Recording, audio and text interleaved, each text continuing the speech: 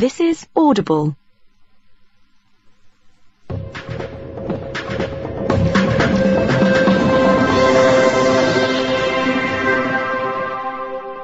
Hello and welcome to number 4 in the series of 6, season 3 of the Ricky Gervais Show, with me, Ricky Gervais, Stephen Merchant, hello, and Karl Pilkington. Alright. Yeah, first of all, I'm sorry to do this, but me and Steve have got to bring something up that's been bugging us for a couple of weeks now, but it's reached... you are so fucking lazy, Karl, at the moment. You have time off... Right, you go away every weekend, so me and Steve are so precious at the moment with so many things to do, with extras and books coming out and stuff.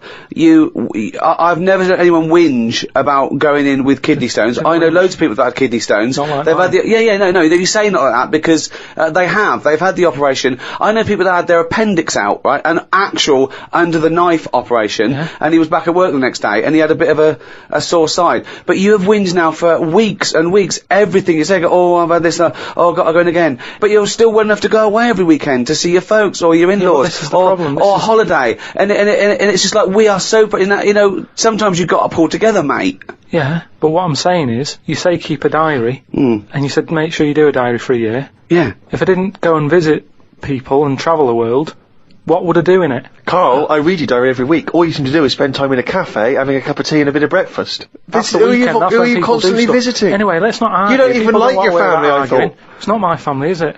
Well, you Suzanne's family. You don't But like you anyone. work. Why are you visiting? But you say I'm working that weekend. I'm working that weekend. We have to put. Let's put this in first. It's a busy time. Family's important, isn't it? Yeah. You can't keep messing people But this about. is all you have to do. What else are you loads to doing? do. What other job have you got? Loads of you stuff. know. I don't want to go into what I'm doing, but I've got loads But of all stuff. I hear is you're always having meetings. I You're know, always yeah. going from meetings. Yeah, I know, yeah. I don't know what that means, meetings. Right, anyway. Another meeting in a bloody cafe. Yeah. Right, So, no, seriously though. So, you've been on your travels, you've got lots to talk about, so... Yeah, I've got to go in hospital again as well, haven't I? So... What's your current state with your old... Oh, I don't want to go on about it. Well, no, I mean, you've brought it up. You're fine, you're well enough to go away, you're well enough to go on holiday, you're well enough to visit people, you went on a train, you went to Manchester, you must be well enough, so you're well enough to do this. I went back to Bristol at the weekend. I had a bit of time off, as you know, because Carl couldn't do the work. So I know. That's what I mean, yeah. so we all had a nice time. No, I didn't. I went to Bristol when I was working. That's alright. But Well, it's exactly. still visiting a place, is what I'm saying. Well, that's a ridiculous thing to say. That's like saying a pilot doesn't work because he's visiting a place. No, because he doesn't visit it. He No, doesn't you get out sit of the down plane. on your arse. Sometimes you hire a car, so you can't be reading or studying. You're driving for 6 hours. Yeah. I went there working. We went to America, we were working. I went to Bristol, I was working. Oh, shut up. Ooh. Do you know what I mean? Getting a bit uppity. The truth hurts, Stephen. The truth does hurt, and it's interesting that Yeah. he suddenly snapped at you there. I know. Because I wondered to myself, if it weren't for you, Mr. Ricky Gervais, what would this man, this little round-headed man, be doing right now? Fuck all, Stephen. Fuck all. Yeah, I went back to Bristol at the weekend, and as we know, we all had a bit of time off. And, actually, I was quite annoyed because I passed the pub near where my parents live, and they had a band on. You know, pubs sometimes have a band on. And the name of the band, I'm disappointed that I missed them. The name of the band, Rick, was Loose Change. But what I like about Loose Change is it's the least evocative name for a band, isn't it? It's not amazing. sexy, it's nothing. It's got no kind of mood or feel to it at all. Loose change. It's just, Welcome. Rough outline. yeah. It's just nothing. The checkbook stubs. Pocket fluff. yeah. But while I was at my parents' house, they often, they keep clippings of things, if we've been mentioned in the papers, they like to keep a record of them and stuff, because, I like to show it to my grandparents, and keep fully abreast of things. And, I managed to find a couple of them. This is what, I don't know if you've heard this, Carl. It's, for people who don't realise, Carl was making a couple of little 3-minute TV projects recently that were on Channel 4.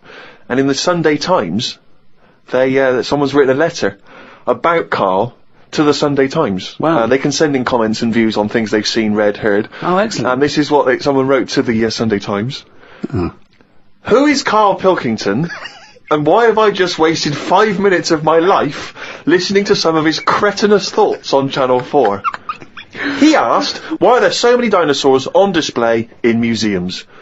Quotes, couldn't they just choose the best one and just show that?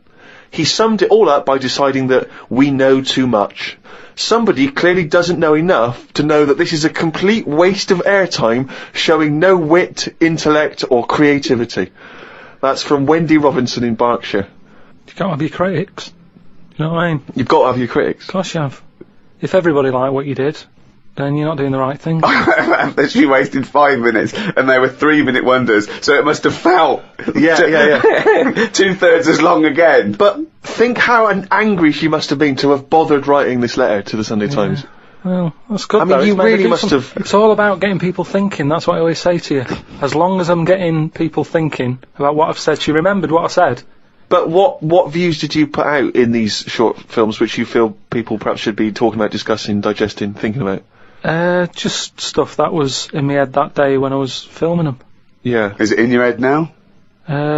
Some of it is. Now you've remembered me what I said. Now you what? Now you've sort of told me what I said in that one. Yeah, I remember saying that. Yeah. And I stick by it. Remember him some other stuff? Yeah. I'll tell you now, right? This, if I don't know if Wendy's, listen to this, but Almost certainly not. But listen, right? I was saying about the museums, right, and how they're big and everything, and they've Brilliant. got dinosaurs all over the shop. I read that in that museum, they've got something like 7 million bits of stuff in there, right? Now, when I spend 2 hours in somewhere, just show me the good stuff. Don't be saying we've got 7 million bits. Because there was a fella who opened it, right? I did a bit of research on the museum. Fella who opened the museum up. And what was his name?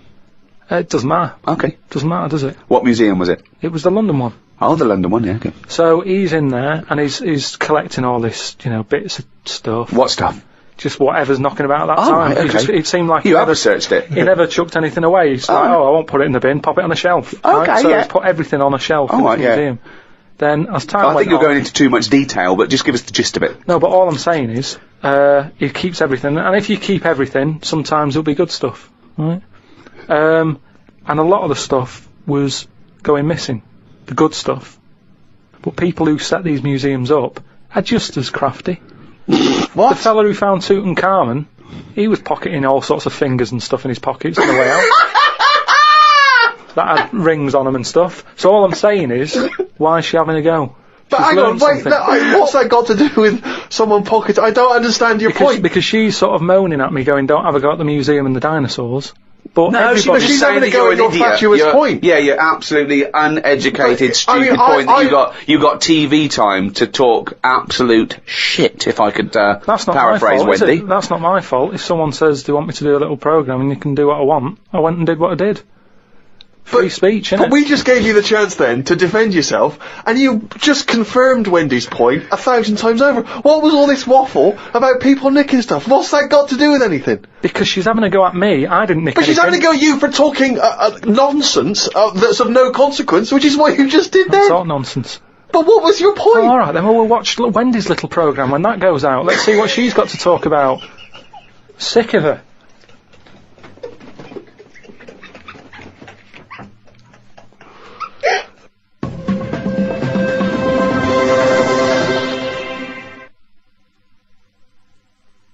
So anyway, as I say, my mother saves various clippings and things which may be of interest. This was recently in the Daily Mail, in one of those kind of gossip columns. Ricky Gervais's cringe-worthy dance routine as managerial buffoon David Brent was undoubtedly the highlight of BBC comedy The Office. Perhaps credit for the scene should not go to Gervais, however, but his lanky co-writer Stephen Merchant. For I hear that 6'7" Merchant has been attracting a great deal of female attention at the so-and-so pub in North London, until he took to the dance floor with Brent-esque results. Says my mole, most of the feminine throng looked away in embarrassment. Putting it kindly, he was rather ungainly, like a giant albatross hopping on stilts. Right, now then, I'll take issue with this, because firstly, You wouldn't be attracting female attention in the first place. Rick, if I had been, I'd have phoned the Mail myself. Point A, right, I seem to remember distinctly I was talking to one of my mates the whole night and we were discussing about the fact we were too shy to talk to girls. So wrong there.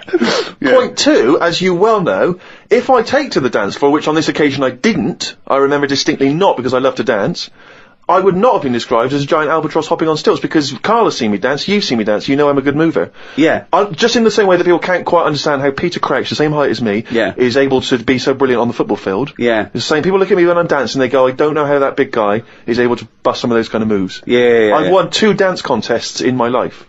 Those facts, those stats speak for themselves, Rick. I know. I mean, you've seen me dancing, how would you describe me? I think that you look like isn't an albatross, isn't it? So, you look like, an upright lizard, right, being given electroshock treatment. And I think that's a lot fairer, isn't it, than the albatross nonsense?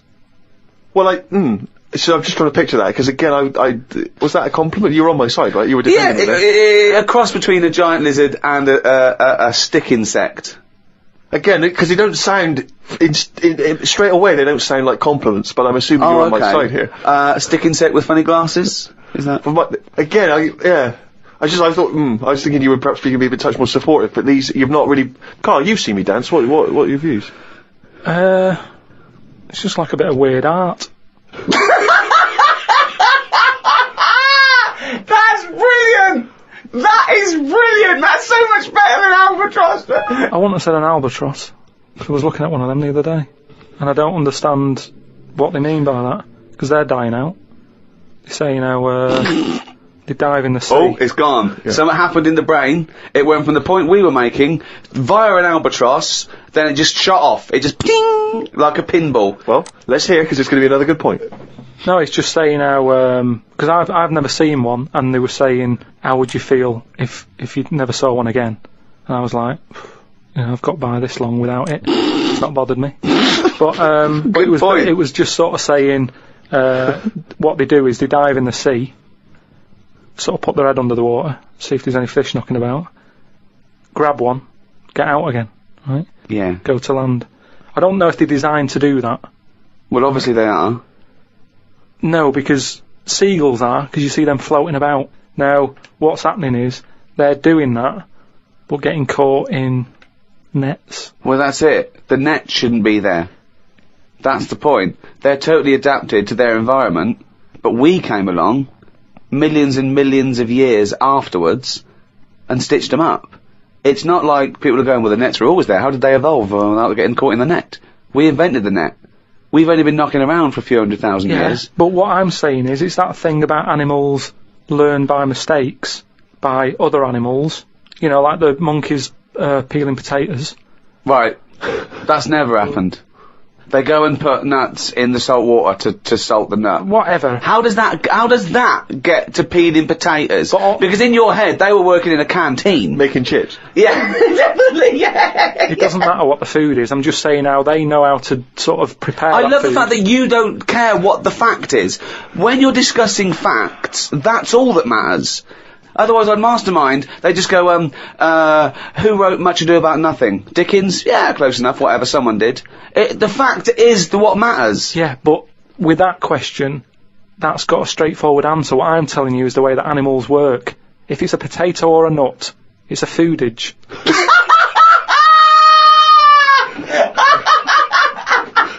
And once again, I return you to my question as before. What's your point? What point were you making? I'm just saying an albatross will find if you're hungry, you find food or you change your diet. If you don't eat something else, you die out. Simple. Said before. If you want a pie, but they haven't got any pies, you have a pasty. Alter your diet. And an albatross... Drastically. Yeah, radical. Yeah, you said, completely changing my diet. No more pies, what are you eating? Pasty. Brilliant. I'm not going to eat quiche anymore, I'm going to have a tartlet. But you're getting more and more sort of single-minded in your... No, single-celled. Yeah. It's not, though. In your belief that everything you say has got some kind of profound implication and that no one else is listening, that we're all ignorant, we're all not listening to what you're saying. Here's another one. Go on. Something else to discuss. Oh, come on, this will be good. In series This one. will be as good as E equals MC squared. The people ageing backwards idea. Well, it's not an idea.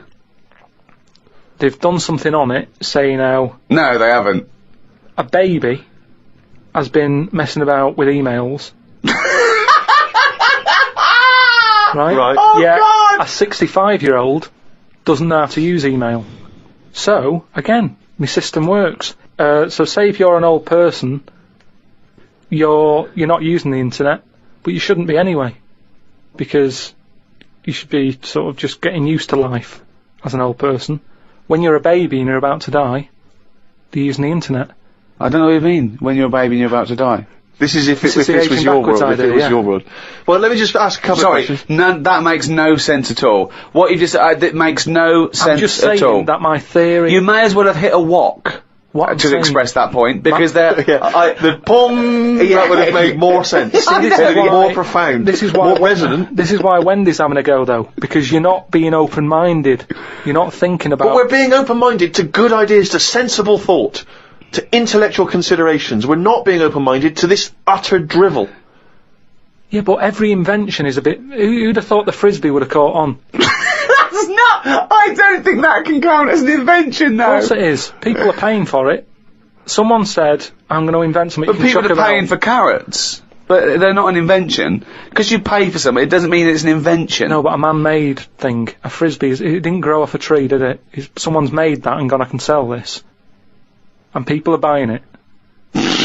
You know, all I'm saying is things change, don't they? You know, the albatross is dying out. The way, like when I walked into the flat, right, we've had hot weather, haven't we? We've had a lot of flies knocking about. Now, when I was younger, I never saw flies sort of hanging about in gangs. Whereas... I don't know what world this is. Would they have little motorbikes? No, you know, just you'd sort of see one would get in the house, you know, my dad would kill it or whatever, but you'd never see three. You wouldn't be going, oh, which one am I going to get first and everything. They'd come in, they'd exit out of a window or whatever. Whereas I walked in on a bit of activity. There's nothing to eat here. Right? 3 flies in the flat, right? All sort of whizzing around. Right. All together, right? So I just sort of think, oh, you know, let them be. They seem to be happy. You know, they're playing around with each other, right? Sat down, reading the paper, look up, right?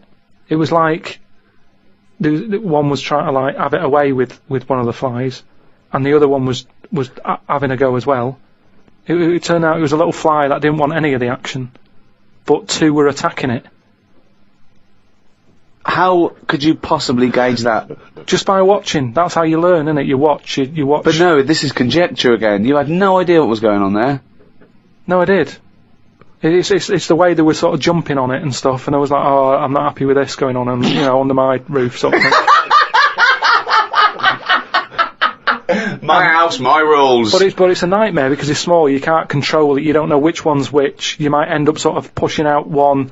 That's the baddie. What are you and you're pushing talking out, about? I'm just saying. Why now, are you getting involved? just because creatures are changing all the time. What are you talking about? What point are you making? I'm just saying the way that flies used to be happy-go-lucky on their own. The sun's out, have a fly about. Whereas nowadays... Now God! there was like little attacks going on. Oh God! Oh God!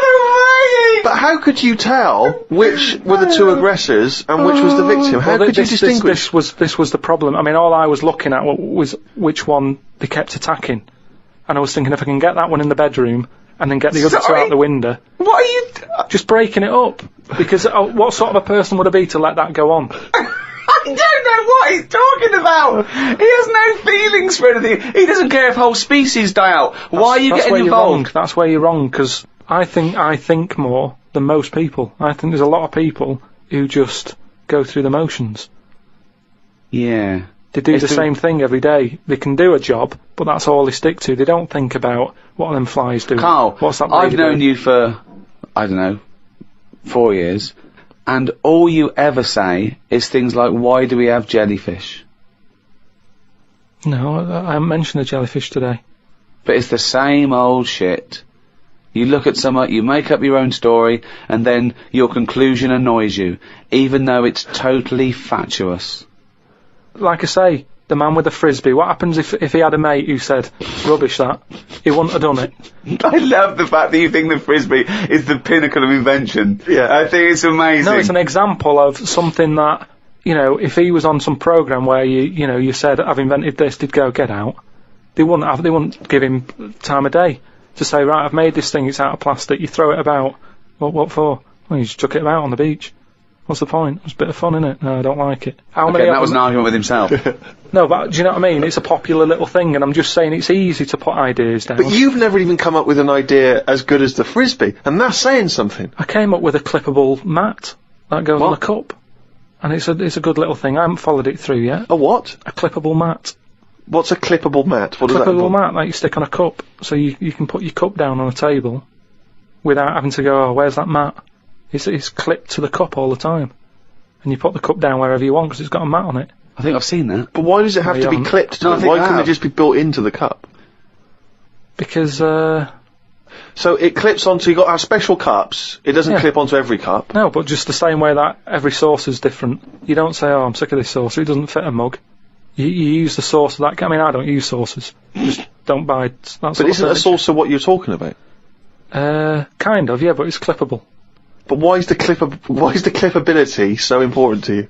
So you don't have to keep finding the mat when you put the cup down. It's constantly clipped to the But the why cup. does it have to be clippable? Because that suggests it's removable. Why not just have something where it's constantly attached? What's to stop you from losing that in much the same way as you lose the coasters? which Do have we caused need problem? this? Do we need a What? clippable coaster? But let's ask him like it's the Dragon's Den. Let's ask Okay, him yeah. now. What? We've got money to invest Yeah. on your clippable Right. cup. Now What's your pitch problem? this idea to us. How would you sell this Well, idea you, to us? you just said, what was your question then? Brilliant. So you're not listening. Let's start No, again. I am. Okay, I no, just- imagine you walked in. You What just is it walked for? in. What is it for? Is it a coaster to stop the heat from the cup burning the varnish? Rick, let him explain it. Or Let's- is it a saucer to stop Well, look spills? at it. Let's have you pitch this idea to us. Just you've never met us before. You were investors. Tell us, explain this to us. Sell it to us. Right. We're living in a world where furniture is important to people. They spend a lot of money on it, don't they, furniture? Yeah, There's so many absolutely. furniture shops out there. Yeah. All different types of wood from all over the world. Absolutely, yeah. Right?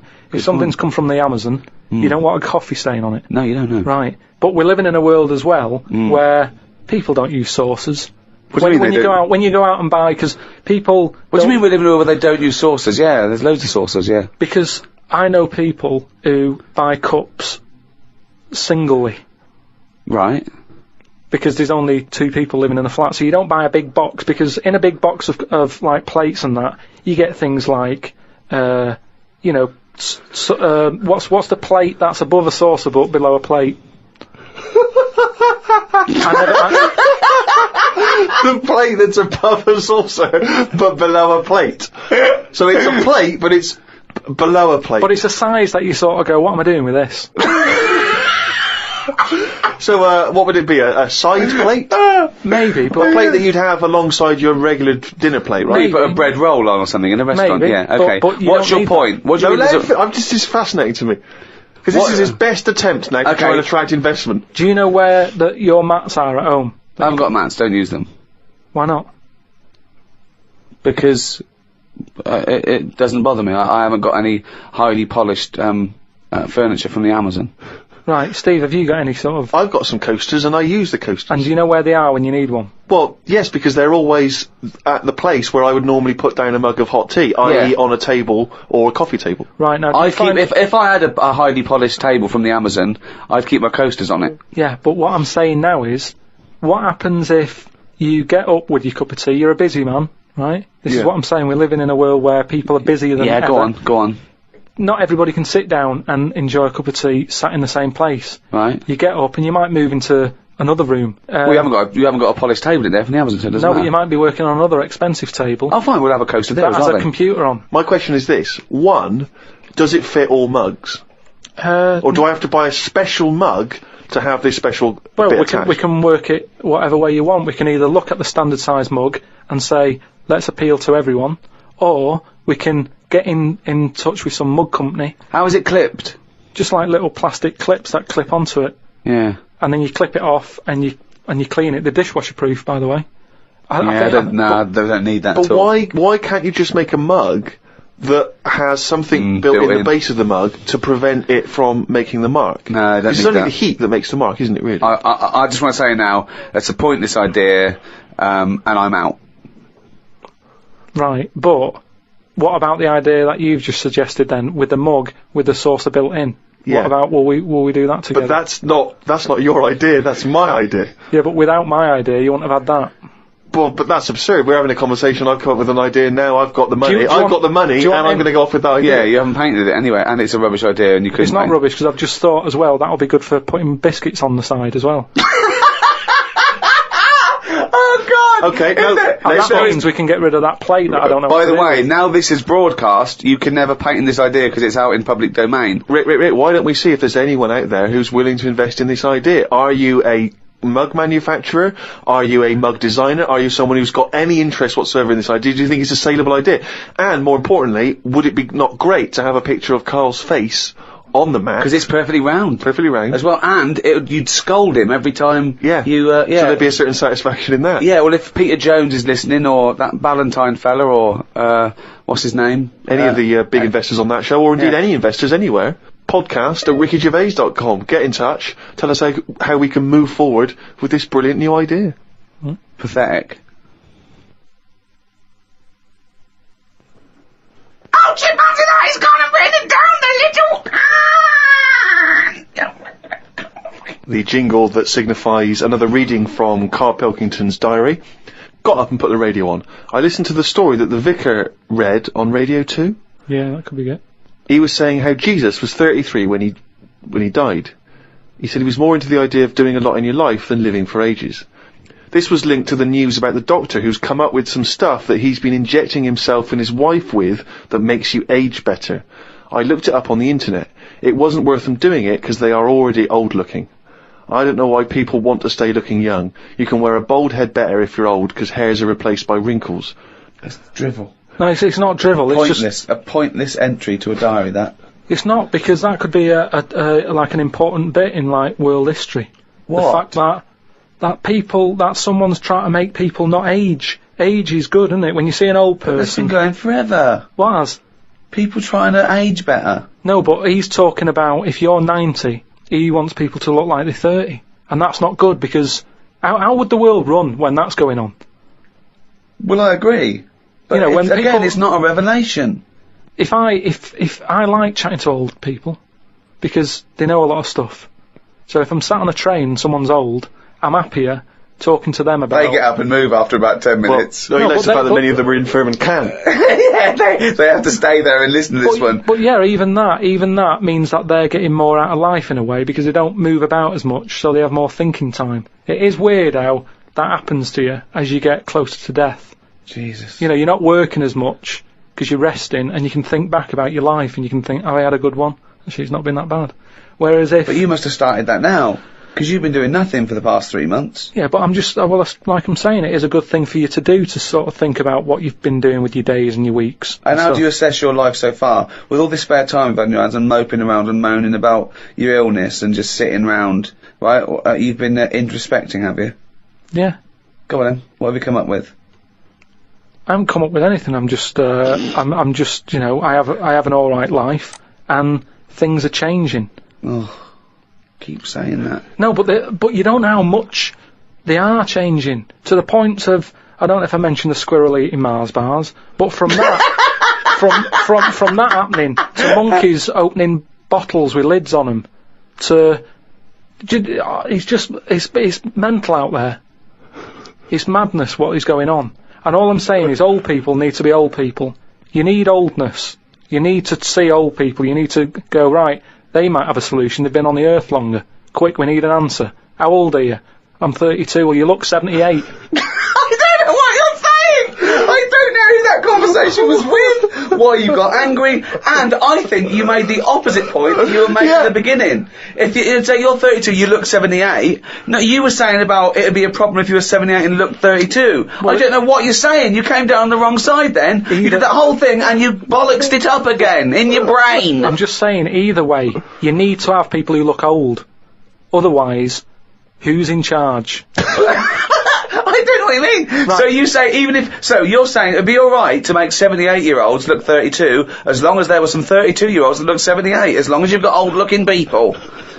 No, but say Can I tear this page out? Because it's worthless. What I mean is, when I went to the doctors, Oh. I saw the specialist, right, about the kidney stones. I was asking him all the straight questions. Go on. Is it life-threatening? No. You know, how long am I going to be out? All Couple the of rest days. of it, right? Now, As it turned out, it is life-threatening, and you've been out for 3 months whinging about the fucking thing.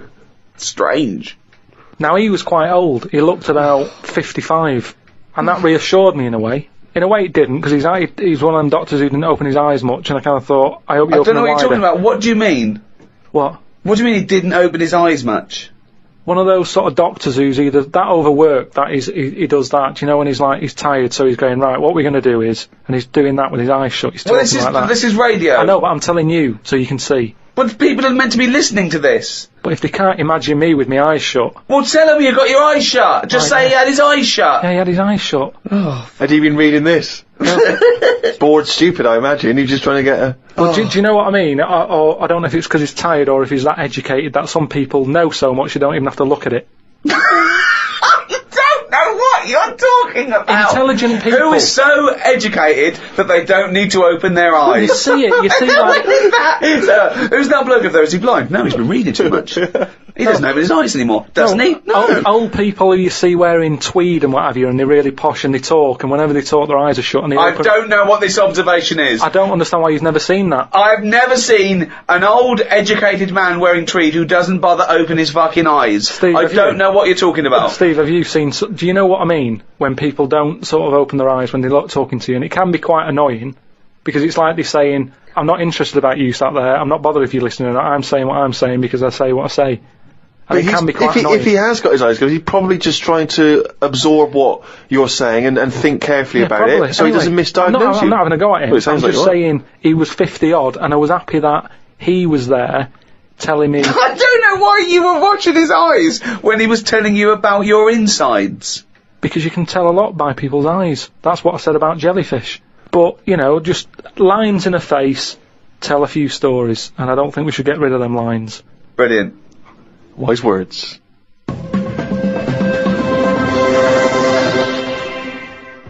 Well, that's the end of show number 4 in this 3rd series of the Ricky Gervais Show.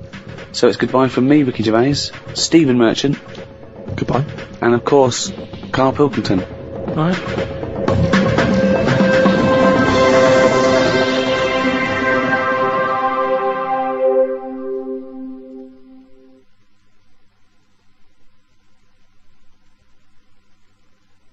Audible hopes you've enjoyed this programme.